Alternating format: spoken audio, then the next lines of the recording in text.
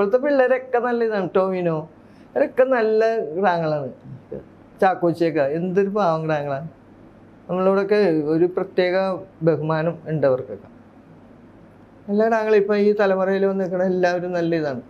അവരാർക്കും ആരോടും വ്യത്യസ്ത ഇതൊന്നുമില്ല, എല്ലാവരോടും ഒരേപോലെയുള്ള പെരുമാറ്റങ്ങളും ഒക്കെയാണ്. ടോവിനോയുടെ കൂടെ ഞാനൊരു 3-4 പടം ചെയ്തു. പിന്നെ പൃഥ്വിരാജ് എന്ന് പറഞ്ഞാൽ ഇത്രയൊരു സഹകരണമുള്ളൊരു നടൻ എന്ന് പറഞ്ഞാൽ നമ്മൾ ചെയ്യണതിന് ഇത്തിരി ഇതുണ്ടെങ്കിൽ അപ്പം പറയും, ചേച്ചി അത് ഇങ്ങനെ പറഞ്ഞാൽ ചേച്ചി കാണാഞ്ഞിട്ടാണ് അത് ചേച്ചിക്ക് മനസ്സിലാകാത്ത, ഞാൻ കാണിച്ചിട്ടേ എന്നൊക്കെ. അത് ഇവിടെ നിന്ന് പറഞ്ഞാൽ ചേച്ചി പറഞ്ഞാൽ കറക്റ്റാവും. നമുക്ക് ഈ പോയിന്റുകൾ അത്ര അറിയാൻ പറ്റില്ലല്ലോ. ആദാം ജോൺ ചെയ്യാൻ പോയപ്പോൾ ഞാൻ പറയുന്ന ഡയലോഗ് കറക്റ്റാണ്, പക്ഷേ ചേച്ചി പറയുമ്പോൾ ഇത് കിട്ടണമെങ്കിൽ ചേച്ചി ഇവിടെ തന്നെ നോക്കണം കേട്ടോ പറഞ്ഞു.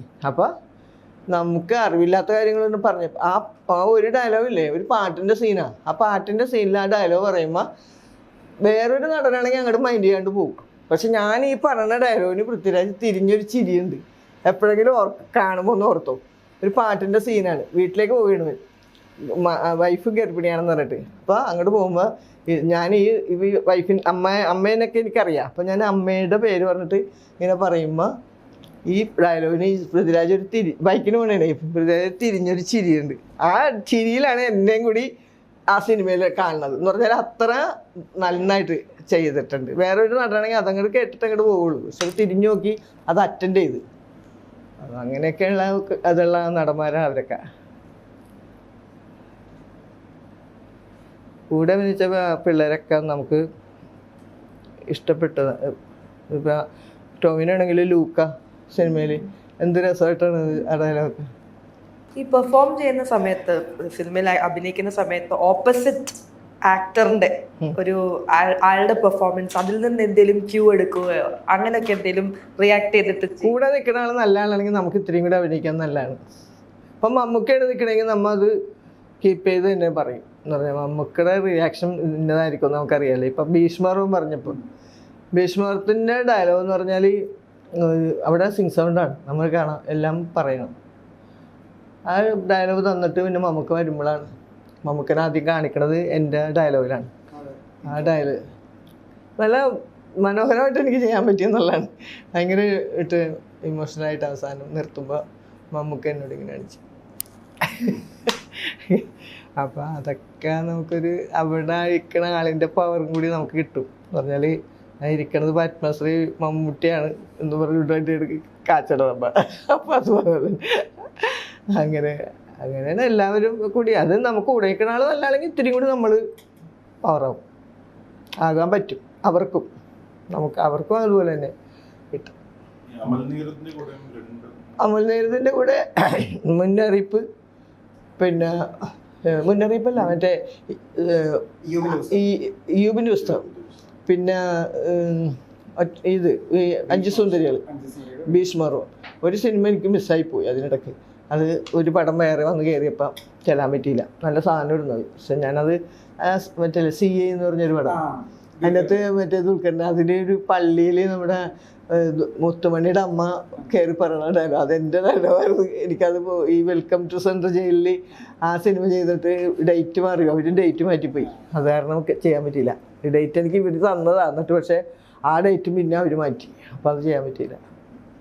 നല്ലൊരു സാധനം വരുന്നത്. ചെയ്യണം എന്ന് ആഗ്രഹമുള്ള എന്തെങ്കിലും ഒരു ടൈപ്പ് കഥാപാത്രം ഉണ്ടോ ഇനിയും? എന്തെങ്കിലും എനിക്ക് അങ്ങനെ ഒരു സാധനം കിട്ടിയാൽ കൊള്ളാമായിരുന്നു, അങ്ങനെ എന്തെങ്കിലും ഉണ്ടോ? അങ്ങനെ കുറേ ആഗ്രഹങ്ങളുണ്ട്. കുറേ ആഗ്രഹങ്ങളുണ്ട്, കുറേ നല്ല വേഷങ്ങൾ നമ്മുടെ മനസ്സിൽ കിടപ്പുണ്ട്. പക്ഷേ വീട്ടല്ല, അറിഞ്ഞ ആരെങ്കിലും ചെയ്യണം. അങ്ങനെ എന്തെങ്കിലും ഉണ്ടോ? കിട്ടിക്കഴിഞ്ഞാൽ തകർക്കും എന്ന് എനിക്ക് അതുണ്ട്, അത് ഉറപ്പുണ്ട്. ഇപ്പൊ കോമഡി ആയാലും സീരിയസ് ആയാലും ഏതായാലും കിട്ടിയാൽ നമ്മൾ തകർക്കും, ചെയ്യും അതനുസരിച്ച്.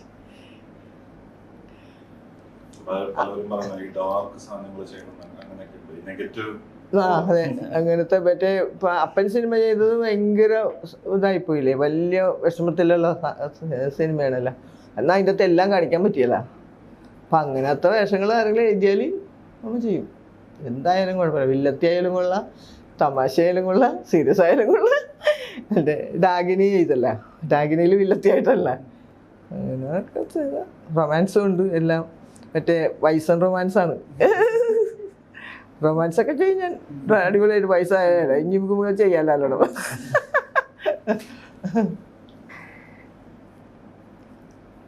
ഫിലോമിന ഒരു നല്ലൊരു ഇൻസ്പിറേഷൻ ആണോ? ചേച്ചി ആ ടോൺ എനിക്ക് ഭയങ്കര ഇഷ്ടമാണ്. നല്ല ഇതാണ് പറയാൻ കേൾക്കാനായിട്ട്.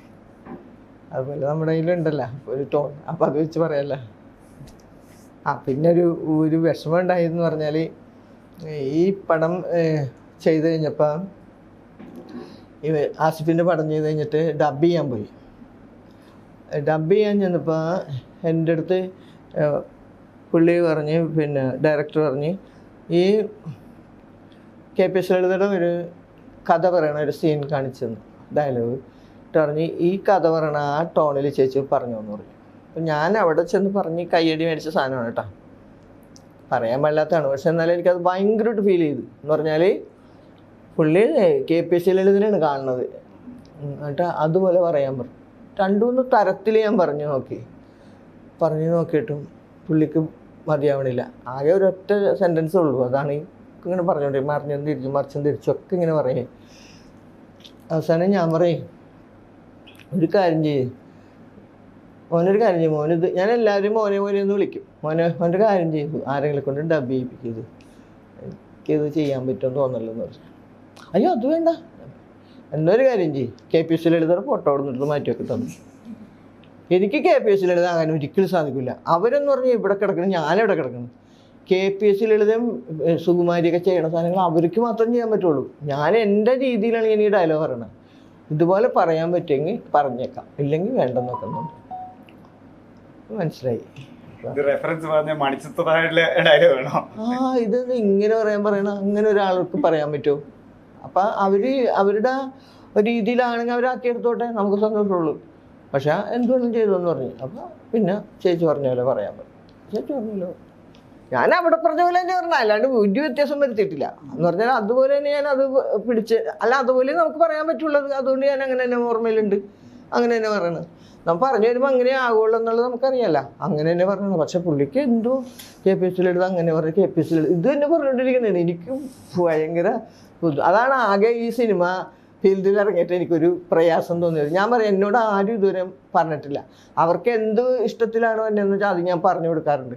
പക്ഷെ ഇതുവരെ എന്നോട് ആരും ഇങ്ങനെ പറഞ്ഞിട്ടില്ല. എനിക്കത് ഭയങ്കരമായിട്ട് വിഷമമുണ്ട് കേട്ടോ എന്ന് പറഞ്ഞു. ഞാൻ പറഞ്ഞിട്ടാ പോന്നു, പടം വന്നിട്ടില്ല കേട്ടാ.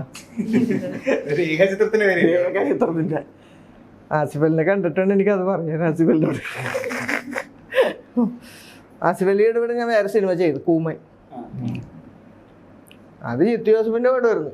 പുള്ളിക്ക് പോലും നമ്മളോട് ഒന്നും മറുത്തൊരു വർത്താനം പുള്ളി പറഞ്ഞില്ല.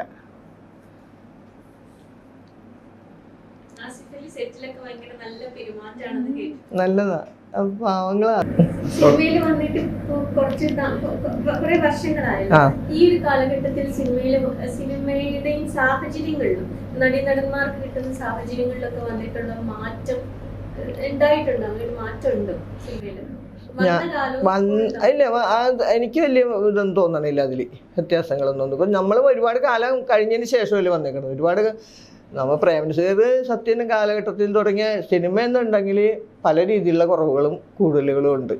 അവരൊക്കെ അന്ന് പുളിഞ്ചോട്ടിലും അവിടെ ഇവിടെയൊക്കെ ഇരുന്ന് വർത്താനം പറഞ്ഞിരുന്നാണ് അന്നൊക്കെ അഭിനയിച്ച് പോയേക്കണം. 10-20 സിനിമകൾക്ക് ലൊക്കേഷനിലേക്ക് ഓടിയിടക്കണ ഒരു കാലം വരുന്ന അവരുടെ. ഇപ്പം മനുഷ്യരിക്കെന്ന് പറഞ്ഞാൽ ഒരു സിനിമയ്ക്ക് ആ സിനിമ മാത്രം ചെയ്താൽ മതി. അപ്പോൾ അവിടെ ഇരിക്കുക, എവിടെയെങ്കിലുമൊക്കെ നമുക്ക് ഇരിക്കാം, അത് സഹകരണമാണ്. അങ്ങനെ ആയാൽ മതി. അപ്പോൾ പിന്നെ ഈ പ്രശ്നങ്ങളൊന്നുമില്ല. അപ്പോൾ നമുക്ക് അതല്ലാതെ നമുക്ക് എല്ലാം കിട്ടണം എന്ന് പറഞ്ഞ് വാശി പിടിച്ചാൽ പലതും കിട്ടൂല.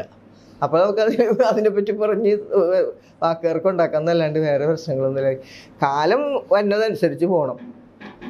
അടിച്ച വഴി പോയില്ലെങ്കിൽ പോയ വഴി അടിക്കുമെന്ന് പറയില്ലേ, അങ്ങനെ അങ്ങോട്ട് പോയാൽ ഇതൊക്കെ ഇല്ലാതെ അങ്ങോട്ട് ഒഴുക്കിലങ്ങനെ ഒരു ഇതിൽ പോവും കാര്യങ്ങൾ, അല്ലേ?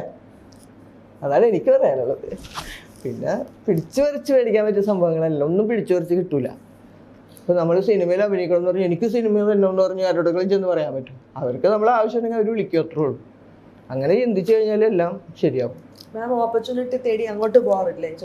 ഇല്ല, അങ്ങനെ പോകേണ്ട ആവശ്യമില്ല, പോയിട്ടില്ല. ഇപ്പോഴും നമ്മുടെ കയ്യിലുമ്പോൾ നാടകം നിൽപ്പുണ്ട്. ഇവർ ഉപേക്ഷിച്ച ഉടനെ നാടകം കളിക്കും. അല്ല മമ്മൂട്ടി വരെ പറഞ്ഞിട്ടുണ്ട് ഞാൻ എപ്പോഴും അങ്ങോട്ട് ചെന്ന് ചോദിക്കുന്നത്. മമ്മൂട്ടി അത് വെറുതെ പറഞ്ഞതാ. മമ്മൂട്ടിക്ക് ഒരു സിനിമ കഴിയുമ്പോൾ 3 പടം വേറെ വന്നിട്ടുണ്ടാവും. മമ്മൂട്ടി അങ്ങനെ ചോദിക്കില്ല, അതൊക്കെ വെറുതെ നമ്പറാണ്. ആക്റ്റീവ് ആയിരിക്കുന്ന സമയത്ത് നാടകങ്ങളിപ്പോ ഇടയ്ക്ക് വല്ലതും ചെയ്യാറുണ്ടോ? ഇടയ്ക്ക് ഞാൻ ഈ നാടകം മറന്നു പോരുതല്ലോ നമ്മ. അപ്പം അതുകൊണ്ട് നമ്മളെ പള്ളിയിലെ സംഘടനകളൊക്കെ ഉണ്ടല്ലോ, മാതൃവേദി അങ്ങനെയുള്ള സംഘടനകളൊക്കെ വരുമ്പോൾ, മീറ്റിംഗ് ഒക്കെ വരുമ്പോൾ ഒരു ചെറിയ സ്കിറ്റൊക്കെ ചെയ്ത് ഒക്കെ നിൽക്കും. പിന്നെ ഒരു ചെറിയ നാടകം നമ്മൾ പഠിച്ചു വെച്ചിട്ടുണ്ട്. അതായത് ഒരു ഒറ്റ നാടകം പോലെ ചെയ്ത് പഠിച്ചൊക്കെ വെച്ചേക്കാണ്, പകുതിയാക്കി വെച്ചിട്ടുണ്ട്. പക്ഷെ അതിനൊരു ടൈം കിട്ടിയിട്ടില്ല, അത് ശരിയാക്കി ഒന്നിച്ച് പല സ്റ്റേജുകളിൽ. അല്ല, ഒരു നമ്മളിപ്പോൾ കഥാപാത്രം ഒരാളെ ഉണ്ടാവുള്ളൂ, പക്ഷെ വേറെ കഥാപാത്രം നമ്മൾ പറഞ്ഞു വരുത്തും എന്ന് പറഞ്ഞാൽ ഇപ്പോൾ ഓഡിയൻസ് അവിടെ ഇരിക്കുകയാണെങ്കിൽ ആ ഓഡിയൻസിൽ നിന്ന് ആളുകളെ സംസാരിച്ച് നേരത്തെ വന്നല്ലേ, ഞാൻ പള്ളിയിൽ പോയപ്പോൾ വാതിൽ ചാരിയിട്ടുണ്ടായാൽ നിങ്ങൾ വന്ന കയറി ഇരുന്നോട്ടെ എന്ന് കരുതി. അങ്ങനെ ഓഡിയൻസൊക്കെ അങ്ങനെ കണക്ട് ചെയ്തിട്ട് നമ്മൾ ഒരു നാടകം ഞാൻ ചെയ്ത് വെച്ചിട്ടുണ്ട്. എന്താണെന്നാ നിങ്ങൾ എന്തിനാണ് വന്നതെന്നാ, മേരത്താത്ത എന്തിനാണ് ഇതൊക്കെ പറയണതെന്ന്. അത് കൊള്ളാം. കഴിഞ്ഞ ദിവസം ഈ ക്യാമറയായിട്ട് 2 പിള്ളേർ വന്നിച്ചു. പിന്നെ ഏതാണ് കേരളത്തിൽ ഇപ്പം പ്രായം കൂടിയ ആൾ മേരി ചേച്ചിയാണെന്നുണ്ട്. മേരി ചേച്ചി കേരളത്തിൻ്റെ ഭൂപടം വരക്കണമെന്ന് എന്ന്. അപ്പം അങ്ങനെ ഒരു സാധനം പോകണം. അപ്പോൾ അവരെ കൊള്ളിച്ച് പറഞ്ഞ ക്യാമറക്കാർ പോയാ, ഞാൻ പിന്നെ ഇങ്ങനെ പറഞ്ഞുകൊണ്ടിരിക്കുകയാണ് എന്ന് പറഞ്ഞു. അങ്ങനെ ഒരു ഇൻ്റർവ്യൂ കഴിയുമ്പോൾ അവർ വരും വീണ്ടും പറ്റതായിട്ട്. അങ്ങനെ ഇപ്പോൾ നമ്മൾ അതിനോട് കണക്ട് ചെയ്ത് അങ്ങനെയാണ് ഈ ഒറ്റ ആളായിട്ട് നിന്ന് ചെയ്യാൻ പറ്റുന്നത്. അല്ല, ഞാൻ വേറെ നമ്മുടെ ബാബു പിള്ളാശ്ശേരി എന്നെ കൊണ്ട് എഴുതിപ്പിച്ച്. ഈ കുറേ നാളായി എനിക്കൊരു ആഗ്രഹം.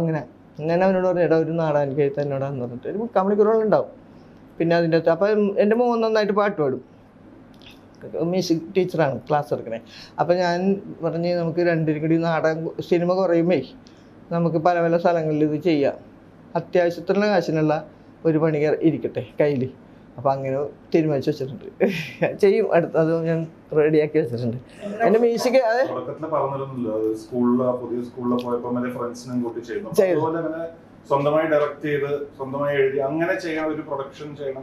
നമ്മൾ ഈ നാടകമാണെങ്കിലും സ്വന്തമായിട്ട് ചെയ്യാൻ പറ്റില്ല, ഇതിനൊരു സംവിധാനം വേണം. അതായത് ഞാൻ അവനോട് തന്നെ പറഞ്ഞു, എന്നേലും ഒരുപാട് കളിയതാണ് അവൻ. ഞാൻ പറഞ്ഞു, എടാ ബാബു നീ തന്നെ ഇത് എനിക്ക് സംവിധാനം ചെയ്തതെന്ന് പറഞ്ഞു. ഞാനിത് എൻ്റെ ഇഷ്ടത്തിന് ചെയ്താൽ ഇത് ഭംഗിയാവില്ല, ഇതിനൊരു അടുക്കും ചിട്ടയും വേണമെങ്കിൽ നിൻ്റെ മനസ്സിലൊരു സാധനം ഉണ്ടല്ലോ, അതും കൂടി ആകുമ്പോൾ നമുക്ക് 2 കൂടി ആകുമ്പോൾ ഇത് ഭംഗിയാക്കാൻ പറ്റുള്ളൂ.